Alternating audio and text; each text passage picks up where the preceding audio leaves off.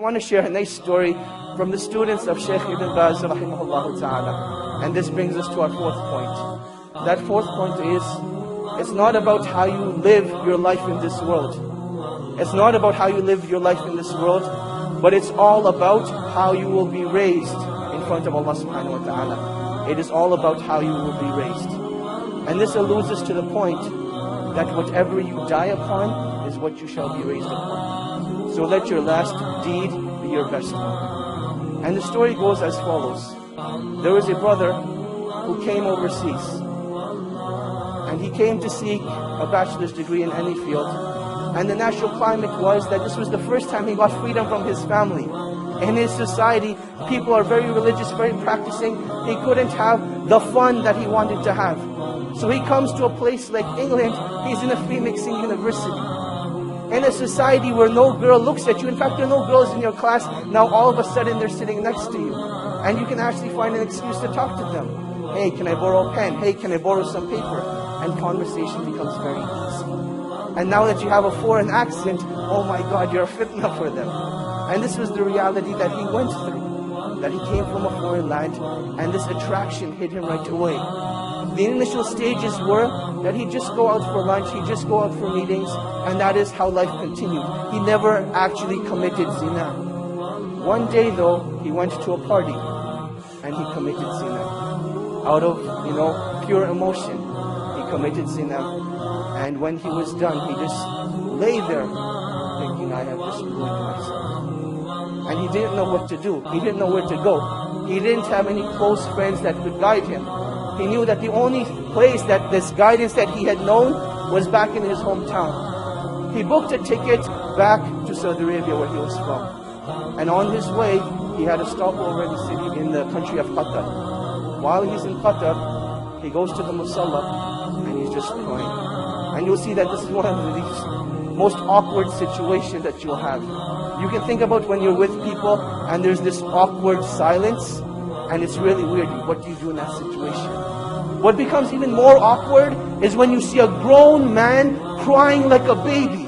He's crying like a baby. What do you do in that situation?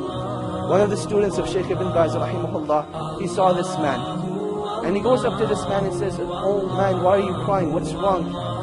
And he explains to him the situation, that I committed zina and I've destroyed myself. And the only way I can get rid of this pain is if I go back and have the hudud implemented on me. This is the only way I will be purified. The student calms the man down and he says, look, don't do anything rash. Let's go back to Riyadh together and we'll deal with the situation. They head back to Riyadh and the man is still crying throughout the whole journey. He feels really bad for what he has done. The student says, look, we've arrived in Riyadh. Go spend the night at home. I will call you in the morning. Just make sure you don't do anything. Don't do anything. Just wait till I call you. The next morning, the student calls Shaykh bin Baz and he asks Shaykh bin Baz, rahimahullah, ya Shaykh, this is what happened. I met this man, he committed zina, and he feels that the only way he can be purified is if he has the hudud implemented on him. Shaykh bin Baz says, tell this man not to turn himself in, but rather the sin has been hidden from the people, continue to hide it. Rather seek forgiveness from Allah subhanahu wa ta'ala and turn yourself to the Quran. Let Allah subhanahu wa ta'ala be your guide. So this is what the Shaykh says to the student. The student calls this man up. Let's give him a name now. His name is Ahmad. He tells Ahmad, look, the Shaykh says don't turn yourself in. Death is the easy way out. This pain and suffering will not be taken away from that act. And Allah subhanahu wa ta'ala does not want this from you. But rather Allah subhanahu wa ta'ala wants you to rectify your ways, turn back to Allah subhanahu wa ta'ala, and that is when that pain and suffering will be taken away. That is what Ahmad decides to do. A couple of days go by, he starts reading the Quran, he starts praying in the masjid, and he says that I've never missed a single salah in the masjid since that event took place. This continues for about 2 weeks. Now this student, he disappeared from the life of Ahmad. There was no contact between him. And then one day, he notices that he has a missed call from Ahmad. He says, later on I'll give him a call. Another couple of days go by, and Ahmad's house is calling now. His home number is showing up on the Shaykh's phone 5-6 times. The student calls the house back and he says, Assalamu alaikum, how are you guys doing? What's going on? And they say, we need to speak to you. Ahmed needs your help. And he says, definitely, I'll come over and see you tonight after Isha. He prays Isha, heads over to the house.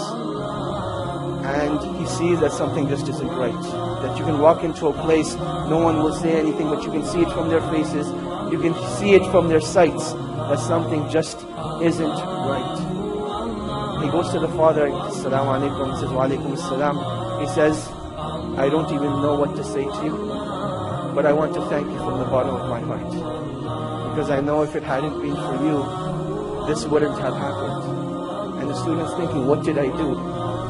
So he says, well, what happened? What are you talking about?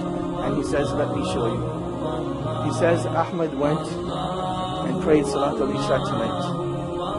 And he came back and he came to pray his sunnahs. And he was in his room for a really, really long time. And we went to seek him out. We didn't know what had happened to him. But I want to show you. He took the student to Ahmed's room. And there Ahmed was in sajda. Allah subhanahu wa ta'ala took his life away. And that is how he passed away. This is the story of an individual. Naats who was righteous when this man committed Zina. One of the biggest sins in Islam. And this is how Allah subhanahu wa ta'ala took his life away. And inshallah when he's resurrected, that's the deed he's going to be resurrected on. Making sajda to Allah subhanahu wa ta'ala. And that is why when it comes to pain and suffering only becomes negative if it creates a barrier between you and Allah subhanahu wa ta'ala. But it becomes positive. Pain becomes positive, a motivation for you when it brings you back to Allah subhanahu wa ta'ala. And this is what every individual who's going through pain and suffering needs to realize. That this point of pain and suffering is not that Allah subhanahu wa ta'ala wants to punish you, but rather this is a calling from Allah subhanahu wa ta'ala, O my slave, come back to your Lord. O my slave, this is a reminder for you that I want to bring you back to me. And this is one of the wisdoms of trials and tribulations. That while we call each other on the phone, while we text message each other, the calling of Allah subhanahu wa ta'ala comes through trials and tribulations. And you can react one of two ways. Either you can deal with the pain at that moment and decide to get closer to Allah subhanahu wa ta'ala. Or you can decide to just restrict that pain to yourself, not do anything about it, and then you'll see what it does to your deen. And this is the last stage of the cycle of isolation. That once you're isolated, you will see that eventually your deen starts to disappear. The content of your salah, the khushu in your salah, it disappears. Your ability to recite the Quran is no longer there. Your ability to fast during the day, it gets taken away. What did you do differently? What you did differently was you gave yourself into shaitan. And shaitan's promise is that he will lead you astray. He will lead you away from the path of Allah subhanahu wa ta'ala. So in times of trials and tribulation, you need to seek out the believers. You need to seek out the righteous. And let them be your guide and help to Allah subhanahu wa ta'ala.